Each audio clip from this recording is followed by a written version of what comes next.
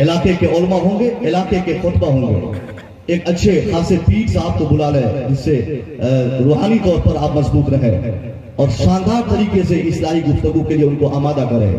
مجازن ایسے خطیب کو آپ بلائیں جس خطیب کی تقریر سے آپ کی بچیوں میں درد پیدا ہو, جس خطیب کے آدھے گھنٹے کی گفتگو سے آپ کی آنکھوں سے بارشیں شروع ہو جائے آنسوؤں کی. جب تک اگر ایسا خطیب نہیں ہے تو جلسہ مت کیجیے. یہ واقعہ, یہ قصہ, یہ ڈھنڈورا, یہ نعت خوانی کے نام پہ یہ ہزاروں روپے کرانے کا بھی ہو, خطاب کا بھی ہو, سماعت کا بھی ہو, ہر طرح کا مقصد صرف یہی ہے کہ ہم اپنے علماء سے کچھ سیکھ سکیں, کیونکہ زندگی بھر ہم نے عیاشی کی ہے.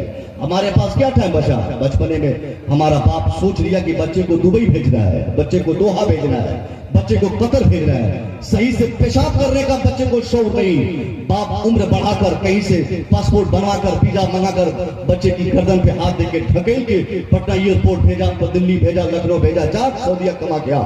جو بیٹا میرا تربیت کے ایام میں باہر جا کے کھٹے گا, کام کرے گا, زندگی بھر وہ وہی کام کرے گا, دین کہاں سیکھ پائے گا؟ یہ بہت بڑی جماعت ہماری اس پوری برادری میں صاحب دبئی کے تعلق سے بہت گمبھیرتا کے ساتھ سوچتی ہے. ہماری جماعت, ہمارے بچے سوچتے ہیں کہ دبئی جانے میں ہماری کامیابی, سعودیہ میں کھٹنے میں ہماری کامیابی.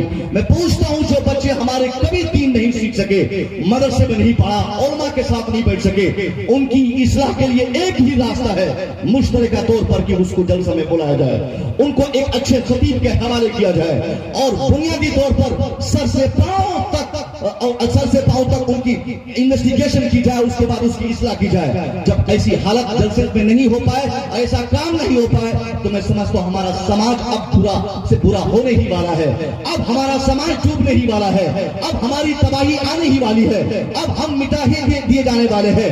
آئندہ سیکریٹری صاحب ہو, خزانچی صاحب ہو, ممبر صاحب ہو, آپ سب سے پہلے علاقے کے جو دگگج علماء ہے, جو بڑے عالم ہے, جن کی فکر اچھی ہے, ان کو آپ بلائیں, ان کے سامنے رکھیں. موبائل دے کر خطیب کا انتخاب نہ کریں, علاقہ دے کر خطیب کا انتخاب نہ کریں, کسی ماحول دے کر خطیب کا انتخاب نہ کریں, کسی کے پریشر پہ کسی خطیب اور شاعر کو نہ بلائیں. ابھی علاقہ کسی کے پریشر پہ کسی خطیب کو بلاتا ہے, وہ انسان غلط ہے, وہ انسان کے جلسے سے کامیابی نہیں ہوگی. خطیب کا سلیکشن, شاعر کا سلیکشن موبائل سے نہیں بلکہ اپنی ضرورتوں کے مطابق کی جاتی ہے.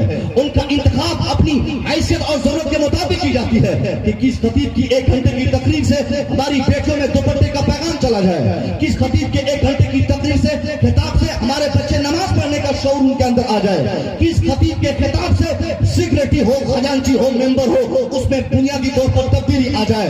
مگر تبدیلی کی آج کوئی اچھا نہیں. موبائل میں ویورز دیکھ کر, موبائل میں لائک دے کر, موبائل پہ کامنٹس دے کر وائرل تقریر اور وائرل شاعری کو ہم دیکھتے ہیں اور اسی اعتبار سے فون کر کے ہم بلاتے ہیں. اسی وجہ سے آج ہمارے جلسوں سے کوئی فائدہ نہیں ہو رہا ہے. صاحب کھلے عام میں آپ سے کہوں گا, کون سی ایسی خرابی نہیں ہے؟ بولنے کی ہزاروں باتیں ہیں, کیا یہ ساری باتیں چھوڑ کر غوث اعظم کی کرامت بیان کرنے کی ضرورت ہے کیا؟ ہاں, ابھی 2 دن پہلے ایک جلسے میں نے گیا, صاحب کہے کہ غوث اعظم نے 50,000 مردوں کو زندہ کیا. ایسا معلوم پڑا کہ اس کا باپ دادا بیٹھ کے گن رہا تھا کہ غوث اعظم نے کتنے مردوں کو زندہ کیا. میں کہا 50,000 کرے, 50 لاکھ کرے, 50 کروڑ کرے, اس وقت آپ نہ تو غوث اعظم کی کرامت کو بتانے کی ضرورت ہے, نہ غریب نواز کی کرامت کو بتانے کی ضرورت ہے. کرامت سے کیا ہونے والا؟ زندگی بھر ہم کرامت بتاتے رہے, زندگی بھر ہم کہانی بتاتے رہے, اس سے کوئی فرق نہیں پڑنے والا ہے. اگر بچوں میں تبدیلی چاہیے, نوجوانوں میں بدلاؤ چاہیے, بچوں میں بدلاؤ چاہیے, تو غوث اعظم کی کرامت کی جگہ پہ سرکار غوث پاک کے کردار کو سامنے رکھنا ہوگا, غریب نواز کی زندگی سامنے رکھنی ہوگی. یہ نہیں بتانا ہے کہ غوث اعظم نے اپنی زندگی میں کتنی کرامتیں دکھائی, بلکہ یہ بتانا ہے کہ ایک معمولی سا بچہ ہونے کی حیثیت سے وہ بھی بچہ ہونے کی حیثیت سے میرا بیٹا بھی بچہ, مگر اللہ نے اس بچے کو قطب اور ابطال کے اتنے بڑے غوثیت کے منصب پہ فائز کر دیا. آخر وہ کون سا راستہ تھا جس پر اس کی ماں نے اسے چلایا تھا؟ آخر وہ کون سا طریقہ تھا جس طریقے پر ان کے والدین نے ان کو چلایا تھا, جس پر چل کر ایک عام فہم لڑکا وقت کا قطب ہے, وقت کا بادشاہ ہے, وقت کا غوث ہے, ولیوں کا سردار ہے. جب آپ سرکار غوث اعظم کی پوری زندگی کو اپنی نگاہوں کے سامنے رکھیں گے تو آپ کی زندگی کی ساری کرامتوں کو بھول کر ایک ہی کرامت آپ کو یاد رہے گی. بلا شبہ آپ کی زندگی کے تعلق سے ہمارے علماء جو بھی کرامات بتاتے ہیں وہ سارے کرامات حق ہیں، چاہے وہ ایک ہی وقت پر افطار کرنے کے لیے کئی مریدوں کو گھر پہ جانا ہو، چاہے قبرستان سے ٹہلتے ہوئے کئی ہزار مردوں کو زندہ کرنے کا واقعہ ہو، سارے حقائق پر مبنی ہے، مگر یہ ساری کرامتوں میں سب سے بڑی سرکار غوث اعظم کی جو کرامت ہے وہ میری نظر میں یہ کرامت ہے کہ آپ نے صرف 13 سال کی عمر شریف ہے، 40 سے زائد کنبوں کے بیچ میں، 40 سے زائد موالیوں کے بیچ میں، 40 سے زائد چوروں کے بیچ میں، چور موالی کنبے جن کے پاس خطرناک ہتھیار ہے، جن کے پاس ویپنس ہے، جن کے پاس تلوار ہے، جن کے پاس بھالے ہیں، جن کے پاس مارنے کے دھمکانے کے سامان ہے، ان سب کی موجودگی میں سرکار غوث اعظم نے صرف 13 سال کی عمر شریف میں اپنی زبان کو جھوٹ کی نحوست و غلاظت سے بچا کر سچ بول کر پوری دنیا کے بچوں سے بوڑھوں تک کو سچ بولنے کا آپ نے پیغام عطا فرما دیا۔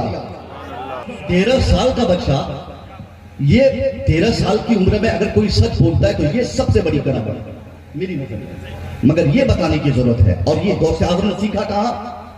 آپ کی والدہ نے آپ کو سکھایا تھا۔ علماء بیان فرماتے ہیں ماں نے کہا تھا کہ بیٹا حالات چاہے جیسے بدل جائے مگر اپنی زبان کو کبھی جھوٹ سے آلودہ مت کرنا۔ پتا چلا ایک ماں اپنے بیٹے کو غوث بنانے کے لیے سب سے بڑا رسپانسیبل ہے، ایک ماں اپنے بیٹے کو معین الدین چشتی بنانے کا سب سے بڑا ذمہ دار ہے، ایک ماں کے کاندھے پر سب سے بڑی ذمہ داری اس کی ہے وہ اپنے بیٹے کو غوث بنائے، قطب بنائے، ابدال بنائے۔ مگر میں پوچھتا ہوں آج اپنی ماؤں سے، اپنی بہنوں سے، کیا آپ میں، کیا ہم میں یہ کیریکٹر بچے ہیں؟ کیا آج ہمارا شوق اور ذوق اس